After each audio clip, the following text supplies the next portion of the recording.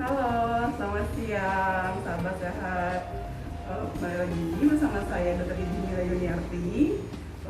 Saya pada siang ini sedang ditemani oleh salah satu dokter cantik yang ada di Rumah Sakit Paru Sidawangi, yaitu dokter spesialis penyakit dalam, Dr. Ilon. Halo. Perkenalkan diri dok, Dr. Ilon siapa namanya dok?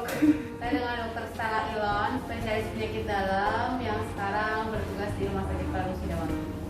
Oke, jadi Dr. Stella ini atau panggilannya Dr. Stella atau Dr. Ilon dok? Dr. Ilon. Oh, Dr. Ilon ya, panggilnya Dr. Ilon ya. Nah, Dr. Ilon ini praktek di Rumah Sakit Sidawangi Provinsi Jawa Barat. Kali ini kita akan membahas tentang berbincang tentang apa dok? Dispepsia ya. Ya, Sebetulnya dispepsia itu apa sih dok? Mungkin banyak sahabat sehat kita yang belum tahu tentang dispepsia.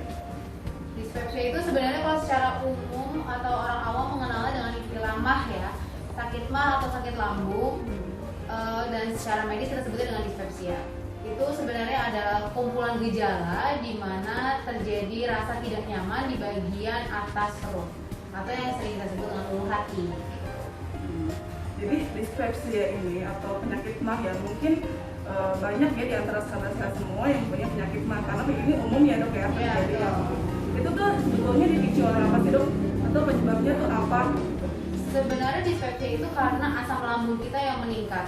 Asam lambung kan secara normal memang diproduksi ya, tapi ada beberapa kondisi di mana asam lambung itu diproduksi berlebihan daripada umumnya, atau asam lambung yang diproduksi tidak diimbangi dengan adanya makanan dalam lambung sehingga yang digerus adalah dinding atau mukosa dari lambung kita sendiri. Jadi karena meningkatnya asam lambung ya dok. Sebetulnya ada nggak sih makanan atau makanan apa aja sih yang berpengaruh untuk bisa meningkatkan asam lambung? Jadi mahnya tuh jadi kambuh gitu atau Iya. ada minuman tertentu gitu dok, apa aja dok? Sebenarnya macam-macam, mulai dari jenis makanannya.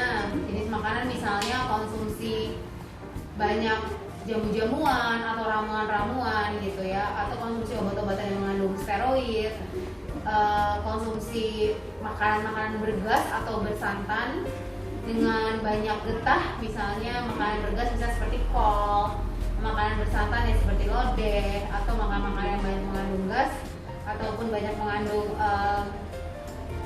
getah seperti buah nangka atau misalnya mangga yang jumlahnya banyak, itu bisa meningkatkan asam lambung. Selain itu juga bumbu-bumbu penyedap seperti atau bumbu masak seperti kayak bawang putih ataupun asam itu juga bisa akan meningkatkan asam lambung. Jadi ya mungkin buat sahabat saya semua yang punya MAH atau asam lambung ya hindari ya makan makanan tadi tuh yang disebutkan ya. Dikurangi ya. Dikurangi ya. Jadi jangan berlebihan dok ya. Di luar itu masih banyak sih sebenarnya, seperti ada beberapa orang yang sensitif ya, seperti coklat, kopi, teh, Jadi coklat juga bisa ya? bisa. Saya tahu malah. Bahkan keju itu bisa meningkatkan asam lambung untuk beberapa orang. Gitu. Terus itu gejalanya tuh apa sih dok kalau kita lagi meningkat asam lambungnya tuh seperti apa? Apakah sakitnya sejauh mana gitu kan? Gimana sih dok ciri-cirinya itu? Gejalanya macam-macam. Bisa pertama kali ada beberapa tipe ya sebenarnya dispepsia itu. Ada yang dispepsia tipe ulkus, dalam artian dispepsia yang terjadi itu dia keluhannya disebabkan karena adanya luka di lambung. Gejalanya lebih ke arah rasa nyeri di ulu hati dan rasanya seperti tajam, seperti kayak di sayap di bagian perut bagian atas. Tapi ada beberapa orang juga yang dispepsia tipe gangguan motilitas usus. Jadi gejalanya bukan lebih ke arah sakit atau nyeri, tapi lebih ke arah kembung atau rasanya kayak perutnya penuh gitu. Atau bisa juga tipe campuran, jadi mengalami kembung juga, ya nyeri ulu hati juga. Kalau mual gitu, itu Mual-mual sih bisa gejala sama umum, gitu. ya gejala umum karena memang adanya perlukaan itu. Gejala-gejala umum yang mungkin terjadi yang mual, bisa sampai muntah, bisa juga disertai dengan rasa panas ataupun nyeri di dada, mulutnya terasa pahit, gitu. Itu bisa jadi gejala dari gejala MAH atau gejala dispepsia yang berat. Oh iya dok, tadi saya ini mau nanya. Tadi kan salah satu penyebabnya itu bisa jamu-jamuan ya. Mungkin sahabat sehat semua juga ada yang sering makan jamu-jamuan. Itu jamu-jamuan seperti apa sih dok? Apakah kalau misalkan kayak jamu-jamuan herbal nih yang kan ada tuh biasanya yang apa? Yang keliling-keliling tuh, itu berbahaya juga berarti dok? Atau jamu-jamuan tertentu aja gitu? Sebenarnya tradisional, pengobatan tradisional atau pengobatan secara herbal itu kita harus tahu sih kandungan utamanya apa. Kalau seperti jahe, bahkan kunyit itu pada beberapa orang bisa meningkatkan asam lambung. Meskipun kunyit sendiri dikatakan bisa mengobati lambung juga. Tapi yang utama untuk jamu-jamu ataupun herbal-herbal yang belum masuk BPOM terutama takutnya mengandung steroid. Nah, steroid itu sangat-sangat meningkatkan asam lambung dan bisa membuat perlukaan di lambungnya. Jadi nggak bisa sembarangan ya. Jangan sembarangan. Sebaiknya obat-obat itu ya memang tetap dengan di bawah anjuran dokter. Jadi itu harus ke dokter. Terus dok, untuk tadi kan sebenarnya gejalanya sudah. Terus gimana sih dok cara mengatasinya nih kalau misalnya sahabat-sahabat semua ini mengalami peningkatan asam lambung atau mahnya kambuh gitu? Yang pertama, setelah kita tahu bahwa oh iya gejala kita ini sebenarnya lebih ke arah lambung nih. Yang utama tentu saja memodifikasi gaya hidup dan memodifikasi pola makan. Bukan obat yang utama. Yang pertama adalah kita bagaimana mengatur jadwal makan kita supaya lambung kita tidak terlalu kadang tegang sekali, kadang tidak ada isi makanan gitu. Jadi harus setiap 2-3 jam isi makan makanan dalam jumlah porsi yang sedikit-sedikit tapi lebih sering.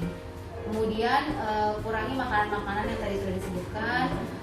Terus kemudian ya tentu saja tidak merokok karena rokok maupun asapnya akan sangat meningkatkan asam lambung. Selain daripada itu, setelah makan, apalagi saat makan besar, sebaiknya setelah makan jangan langsung tiduran atau rebahan. Jadi diberikan jarak sekitar 1/2 sampai 1 jam untuk tiduran supaya asam lambung kita tidak naik. Gitu. Jadi harusnya melakukan aktivitas dulu gitu. Ya bisa jalan atau duduk aja dulu gitu. Jadi jangan langsung rebahan ya. Langsung rebahan. Gitu, ya. Jadi sahabat semua sekarang udah tahu ya tadi apa sih itu dispepsia atau terus gejalanya, terus tadi apa aja yang bisa menyebabkan gitu dispepsia atau asam lambung kita naik. Terus pengobatannya ya jadi dari kita dulu ya gitu. Modifikasi stres, jangan lupa modifikasi stres. Jadi kita nggak boleh stres dan harus istirahat yang cukup. Nah, istirahat cukup penting ya. Terus kapan sih dok kita harus ke dokter? Tadi kan dimulai dari kita dulu sendiri nih. Terus kapan sih kita harus kita nih udah kita harus ke dokter nih gitu kan? Nggak bisa ditangani sendiri tuh. Ya gimana dok? Kalau memang kita sudah merasakan gejala seperti itu dan sudah kita modifikasi gaya hidup dan pola makannya dan masih ada gejala yang masih berlanjut, maka sebaiknya memang bertemu dengan dokter.